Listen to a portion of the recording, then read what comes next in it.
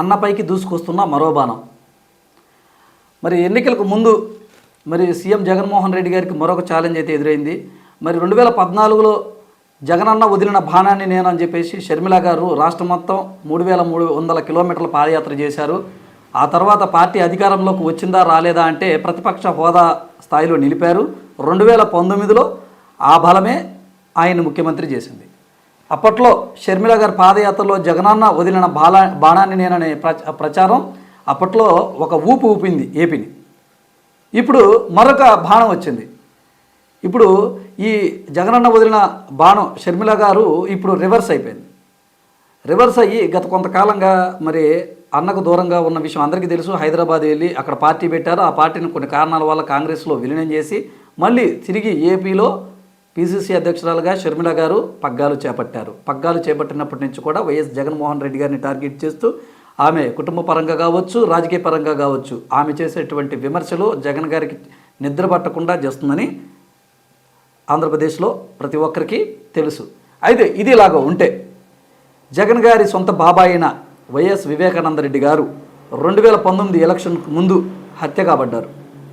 మరి ఆయన ఆ హత్య విషయంలో మరి అవినాష్ రెడ్డి గారు కడప ఎంపీ గారు ఎవరైతే ఉన్నారో, అలాగే ఆయన తండ్రి గారు భాస్కర్ రెడ్డి గారు ఉన్నారో, దీనిపై నేరాలని నేరారోపణలు ఎదుర్కొంటూ మరి భాస్కర్ రెడ్డి గారు అయితే మరి జైలు కూడా గడిపొచ్చారనమాట. తర్వాత అవినాష్ రెడ్డి గారు మరి బెయిల్ పైన బెయిల్ తెచ్చుకున్నారు.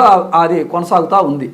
మరి ఆ హత్యానకాలు ఎవరున్నారు ఏందనేది ఒక సెన్సేషనల్గా ఉంది. దాని మీద చాలా వార్తల్లో బాగా చాలా రోజులు వార్తా ఛానల్లో ఆ కేసు వెంటే పరిగెత్తాయి అనమాట. ఎందుకంటే ఒక సెన్సేషనల్ అనమాట. ఒక ముఖ్యమంత్రి, మాజీ ముఖ్యమంత్రి సొంత సోదరుడు, వైఎస్ ఇంటి పేరుతో గల సోదరుడు, సొంత సోదరుడు అనమాట.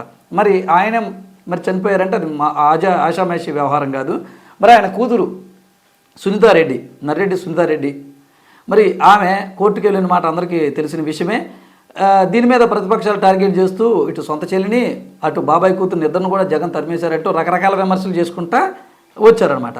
ఇప్పుడు వైఎస్ షర్మిల గారు ఏపీ పీసీసీ బాధ్యతలు చేపట్టిన తర్వాత ఈ సునీత గారు కూడా ఆమెకి దగ్గర అయ్యారు. అంతకుముందు కూడా వీళ్ళిద్దరి మధ్య కొన్ని సత్సంబాలు కొనసాగినాయి. వీళ్ళిద్దరు కూడా జగన్ గారికి వ్యతిరేక స్వరం వినిపించారని అప్పట్లో ప్రచారం కూడా జరిగింది. ఇప్పుడు డైరెక్ట్గా నిన్న కడపలో వీళ్ళిద్దరూ మీట్ అయ్యారనమాట. మరి ఇడుపులపాయలో వైఎస్ఆర్ సమాధి వద్ద నివాళులు అర్పించిన అనంతరం వీళ్ళు దరిదాపులుగా 2 గంటలైతే పర్సనల్గా మాట్లాడుకున్నారు. మరి కడప నుంచి ఎంపీగా పోటీ చేయాలనే ఆలోచనలో సునీత ఉన్నట్లు, లేదా ఆమె తల్లి సౌభాగ్యమును కూడా నిలిపే ఆలోచనలో ఉన్నట్లు ఇక్కడ చర్చ జరుగుతుందన్నమాట. ఇటు రాజకీయ పరంగా ఇటు జగన్మోహన్ రెడ్డి గారిని కానీ అవినాష్ రెడ్డి గారిని కానీ ఇద్దరిని ఎదుర్కొనేలాగా వీళ్ళు ప్లాన్ చేసుకుంటున్నట్టు నిన్న సమాచారం అనమాట. మరి వీళ్ళు మీడియాతో కూడా మాట్లాడారనమాట. మరి నిజంగా ఎంపీగా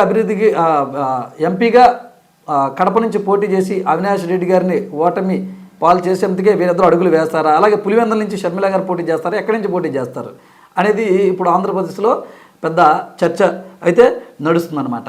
ఏదేమైనా ఒక బాణం కాదనుకుంటే మరొక బాణం తోడైంది. మరి వీళ్ళిద్దరు ఎక్కడి నుంచి పోటీ చేస్తారు ఏంటి అనేది చూడాలన్నమాట.